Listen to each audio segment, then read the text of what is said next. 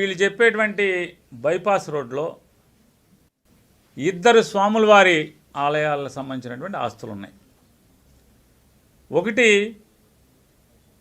శ్రీ విశ్వేశ్వర స్వామివారు మాచవరంలో విశ్వేశ్వర స్వామివారిది ఒక 7 ఎకరాల 50 సెంట్లు.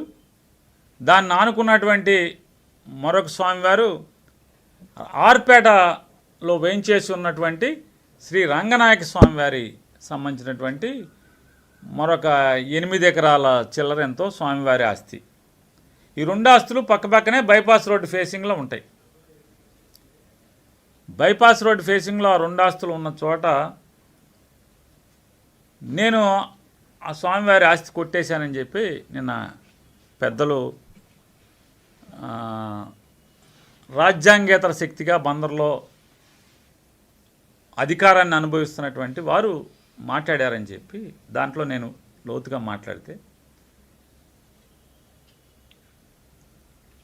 ముందుగా 2000 అంటే నేను రికార్డులోకి ఇప్పుడు వెళ్ళటం జరిగింది. వీరు చెప్పిన కాడి నుంచి నిన్న సాయంత్రం ఈరోజు అసలు ఏం జరిగింది అనేది అప్పట్లో ఉన్నటువంటి ఎండోమెంట్స్ వారిని, రిటైర్ అయిపోయిన వాళ్ళని చాలామందితో ఫోన్లో మాట్లాడాను. ఏంటి అసలు ఏం జరిగింది, అలాగే పాడుకున్న వారితో కూడా కొంతమందితో మాట్లాడాను. విశ్వేశ్వర స్వామి వారి దేవస్థానం 7 ఎకరాల 50 సెంట్లు ఉంటే దాంట్లో 50 సెంట్లు కోర్టు డిస్ప్యూట్లో ఒకళ్ళు అన్యాయంగా ఇది మాదే అని చెప్పని కోర్టు దావా వేసిన మీదట అసలు దీని యాక్షన్కి కూడా నేను అడిగాను అప్పట్లో ఉన్న ఈవోల్ని, రిటైర్ అయిపోయిన అధికారులని, ఆర్జేసీలని, వీళ్ళందరినీ అసలు ఎందుకు యాక్షన్కి వెళ్ళారు అప్పుడు అని చెప్పానంటే, అన్యాక్రాంతం అయిపోతుందండి దేవుడు ఆస్తులు. ఒక 50 సెంట్లు ఆ పక్కనే ఉన్నటువంటి ఒక ఆయన, వాళ్ళ అల్లుడు హైదరాబాద్లో ఉంటున్నాడు ప్రస్తుతం, అతను కోర్టుకు వేసాడు. కోర్టుకు వేస్తే హేమంత్ గారు అని చెప్పిన ఒక న్యాయవాది, ప్రముఖ న్యాయవాది గారు ఉన్నారని అంటే నాకు తెలుసు. కాదు ఆయన చెప్పాడని ఈ ఆఫీసర్లు చెప్పారు. ఈ భగవంతుడికి తెలియాలి, హేమంత్ గారికి తెలియాలి, ఎండోమెంట్స్ వాళ్ళకి తెలియాలి. ఆ ఎండోమెంట్స్ వాళ్ళని పిలిచారే, మీకు పోయే కాలం వచ్చినట్టుందిరా, దేవుడు ఆస్తులు కాపాడతాకి మీకు జీతం ఇస్తున్నారు. జీతం ఇస్తుంటే ఒకళ్ళేమో ఒక నవాబు గారేమో 33 సెంట్లకి ఎంతకో కాదు 3 ఎకరాలకి దావా వేశాడు, నాదని చెప్పిన దేవుడిది. ఇంకొక ఆయన హైదరాబాద్లో ప్రస్తుతం ఉంటున్నాడు, అతనేమో ఏదో గ్యాస్ కంపెనీలో పనిచేసేవాడని చెప్తున్నారు ఎవరు ఎండోమెంట్స్ వాళ్ళు. ఆయనేమో 33 సెంట్లకు ఎంతకో ఆయన వేశాడు. ఒక ఆయనేమో 3 ఎకరాలకి, ఒకళ్ళేమో 50 సెంట్లకు ఒక ఆయనను, 3 ఎకరాలకు ఒక ఆయన, ఇద్దరు వేశారు. కాబట్టి తొందరగా కాపాడుచోంటే ఇది పైకి చెప్తే, సరే ఇంద్రబాబు ఎప్పుడో మేము ఆక్షన్ పెట్టమని ఎప్పుడో చెప్పాము, ఆల్రెడీ లెటర్స్ ఉన్నాయి, మళ్ళీ ప్రపోజల్ పంపించండి అని మా పై అధికారులు చెప్పారు.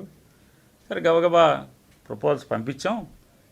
ప్రపోజల్స్ పంపిస్తే ఆ ప్రపోజల్స్ మేరకు శివాలయం అంటే మాచవరం విశ్వేశ్వర స్వామి మాచవరం శివాలయానికి సంబంధించినటువంటి 7 ఎకరాలు ఆక్షన్ పెడితే, ఆక్షన్లో ఎవరెవరు పాల్గొన్నారు, పాడుకున్నది ఎవరు, సూర్య అండ్ సన్స్ బాబు గారు వాళ్ళు, రమణయ్య గారు వాళ్ళు,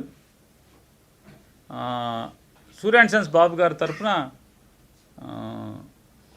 పంచకల్ రమేష్ గారు వాళ్ళు, వాళ్ళ కుటుంబం, అట్లాగే మిరియాల వారి కుటుంబం, ఇంకా దాంట్లో ఇంకెవరెవరో చాలామంది ఉన్నారు.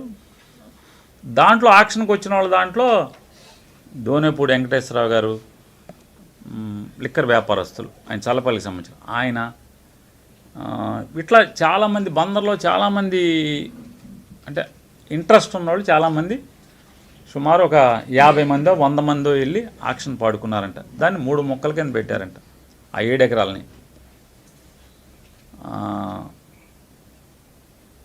7 ఎకరాలు దాన్ని పెడితే ఆ 7 ఎకరాలని పాడుకున్నారు. 2005లో అయిపోయింది. అలాగే 2006లో రంగనాయక స్వామి వారిది కూడా ఆక్షన్కి వచ్చింది. ఆక్షన్కి వస్తే బహిరంగ వేలంలో దాంట్లో కూడా చాలామంది పాల్గొన్నారు. ఆ చాలామంది పాల్గొన్న దాంట్లో పాల్గొన్న తర్వాత ఇంకా విషయాలకు వస్తాను. పాల్గొన్న దాంట్లో లింగం రమణమూర్తి అని ఆయన ఒక 2 ఎకరాలు, అట్లాగే సంగా మధుసూదన్ రావు గారు అండ్ పార్టీ ఆయన ఒక 2 ఎకరాలు, గూడూరుకు సంబంధించిన ఆయన ప్రస్తుత ఎంపీపీ గారు అనుకుంటా ఆయన వైసీపీలోనే. మేకల సుబ్బారావు గారు అప్పుడు ఎండోమెంట్స్లో ఉండే ఆస్తుల పరిరక్షణ విభాగంలో చూసేటువంటి ఆజాద్ గారు ప్రస్తుతం కూడా వారు జీవించే ఉన్నారు, వారు ఎండోమెంట్స్లో పెద్ద హోదాలో ఉన్నారు. ఆజాద్ గారు వచ్చారు. అలాగే అసిస్టెంట్ కమిషనర్ గారు ఒక ఆయన పోలిరెడ్డి గారు ఏదో అని చెప్పారు, అప్పుడున్న ఎండోమెంట్స్ జిల్లా ఆఫీసర్ ఆయన, ఆర్జేసీ గారు, హెడ్ ఆఫ్ కమిషనరేట్ నుంచి ఆజాద్ గారు, వీళ్ళందరూ వచ్చి 2 ఆస్తులు కూడా వీరే బహిరంగ వేలం పెట్టారు. బహిరంగ వేలం పెట్టి దాన్ని కమిషనరేట్కి రాశారు. పైదాకా వెళ్ళి పైనుంచి వచ్చింది. అలాగే ముందుదేమో ఆక్షన్ అయిపోయింది, అన్నీ అయిపోయింది. రెండోది కూడా ఆక్షన్ అయిపోయింది. 2006లో రంగనాయక స్వామి ఆలయం ఆక్షన్ జరిగితే 2011లో సేల్ కన్ఫర్మేషన్ వచ్చింది. 2006లో ఆక్షన్ జరిగిందంట, 2011లో సేల్ కన్ఫర్మేషన్ వచ్చి 2011లో వీరు రిజిస్ట్రేషన్ చేసుకున్నారు. ఈ 3 పార్టీలు వారు పాడుకున్న వాళ్ళందరూ కూడా. ఇప్పుడు ఈ డాక్యుమెంట్లు చూపించారు, పేరు నాని భార్య, పేరు నాని మామ, దేవుడు దాచి దొబ్బేశాడని. అది ఎప్పుడు 2022 సంవత్సరంలో నా భార్య భార్య మా మామగారు చెరొక 500 గజాలు తీసుకున్నారు. వాళ్ళు చెప్పింది వాస్తవం కూడా, చెరొక 500 గజాలు తీసుకున్నారు, దొబ్బేశారంటున్నారు. 2006 ఆక్షను, 2011లో సేల్ కన్ఫర్మేషను, 2011లో రిజిస్ట్రేషన్ అయింది, 2022లో 1000 గజాలు మేము కొనుక్కున్నామంట. అంటే 1000 గజాలు కొనుక్కోవడం కూడా దొబ్బేసాడంటే అన్నమాట. సేల్ యాక్షన్ ఎప్పుడు అంటే నేను 2006లో ఉన్నప్పుడు మొదటిసారి ఎమ్మెల్యేని, సేల్ కన్ఫర్మేషన్ 2సారి ఎమ్మెల్యే అయినప్పుడు, 3ఓసారి ఎమ్మెల్యే అయినప్పుడు నేను కొనుక్కున్నానంటారు. అంటే నిజంగా నేనే దేవుడు ఆస్తి దొబ్బేసి ఉంటే తెల్లారేపుడి కన్ఫర్మేషన్ వచ్చి రిజిస్ట్రేషన్ చేసేసుకున్నా. సరే, లింగం ఆనంద్ నా బినామీ అని చెప్పి ఘనమైన గోపిచంద్ గారు మంచి మాటలు చెప్తున్నాడు. లింగం ఆనంద్ గారే నాకు బినామీ అయితే ఎలక్షన్ గెలవంగానే మొన్న అంటే కుల రవీంద్ర కూడా బినామీ అయినా లింగం ఆనంద్ అంతేగా. గోపిచంద్ గారి భాష బట్టి లింగం ఆనంద్ వాళ్ళ అమ్మగారు శిలార్ దాదా గారు మున్సిపల్ చైర్మన్ చేసినప్పుడు కాంగ్రెస్ పార్టీ తరఫున కౌన్సిలర్గా పోటీ చేశారు. అంతకు మించి నాకు ఆయనకి ఏమైనా అక్రమ సంబంధం ఉందా? మరి ఇదేంటి ఇప్పుడు కాదు, 2014లో ఫోటో దొరకలే నాకు.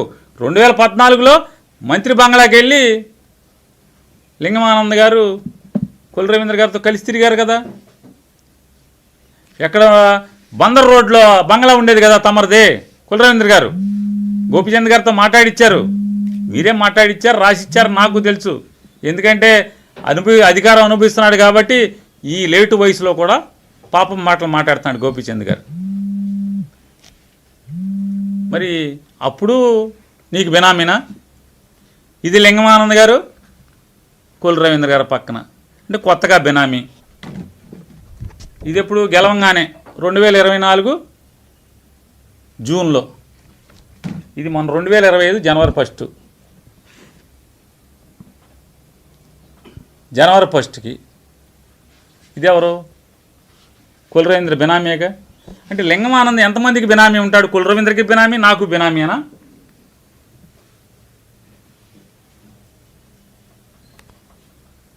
నేను చెప్తున్నాను, వాళ్ళ అమ్మగారు కౌన్సిలర్గా పోటీ చేస్తాం మినహా నేనేనాడు ఎలక్షన్కి కూడా చందా తీసుకోవాలా ఆయన దగ్గర. ఎలక్షన్కి కూడా నేనేనాడు చందా తీసుకోవాలా? అడగండి, మీ పార్టీ తరపున బ్రాందీ షాపులో వాళ్ళు ఉన్నారు కదా, ఎప్పుడన్నా పిలవటం, ఎవరి మీద కేసులు రాయించడం మీకులాగా ఏమన్నా ఉన్నాయా? మరి ఈ 500 గజాలు గురించి అంటే నా భార్య పేరు మీద 500 గజాల గురించి వాటి గురించి మాట్లాడుతున్నారు కదా. అదేది ఎలక్షన్ అఫిడవిట్ అదే income tax returns election affidavit. ఇది మా అబ్బాయి పోటీ చేసిన ఎలక్షన్ అఫిడవిట్. పేర్ని కృష్ణమూర్తి నా కొడుకు పోటీ చేసిన అఫిడవిట్. మా అబ్బాయికి పెళ్లి కాలేదు కాబట్టి మొత్తం నా పేరున్న ఆస్తులు కానీ, మా వ్యాపారాలు కానీ, బ్యాంక్ అకౌంట్లు కానీ, అలాగే నా భార్య పేరు మీద ఉన్నటువంటి ఆస్తులు కానీ, బ్యాంక్ అకౌంట్లు కానీ, లావాదేవీలు కానీ మొత్తం లోన్లతో సహా ప్రతిదీ మేము డిక్లేర్ చేయాలి. ఇది ఎలక్షన్ కమిషన్కి ఇచ్చినటువంటి మన దాంట్లో డిక్లేర్ చేసాం.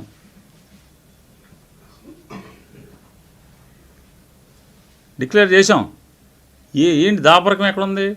రిజిస్టర్ ఆఫీసులో డాక్యుమెంటు, ఇన్కమ్ ట్యాక్స్ రిటర్న్స్లో ఫైల్ చేసాం. ఇన్కమ్ ట్యాక్స్ రిటర్న్స్ ఏదయ్యా చూడు శ్యామ్, చూడ సుధా గారిది ఇన్కమ్ ట్యాక్స్ రిటర్న్స్ మొన్నటిది లాస్ట్ ఇయర్ది. మరి దీంట్లో ఉంది కదా 250 ఇదిగో మా income tax returns. Income tax రిటర్న్స్లో కూడా ఉందిగా ఆస్తి కొనుక్కున్నామని. ఎంత పెట్టి కొనుక్కున్నాం? గజం 11,500 రూపాయలు.